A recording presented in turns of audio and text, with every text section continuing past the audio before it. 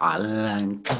hawada iyo higada babanayo hoodaale nuurow hamigaygu waa adi calanka hawada iyo higada babanayo hoodaale nuurow hamigaygu waa adi 18 alla 10 May waa maalin hodano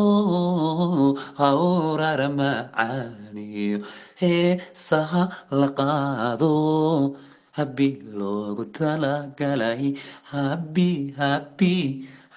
loogu talagalay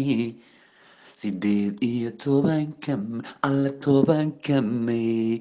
waa maalin hodano hawrar macaaniyo heesaha la qaado habbi loogu talagalay habbi loogu talagalay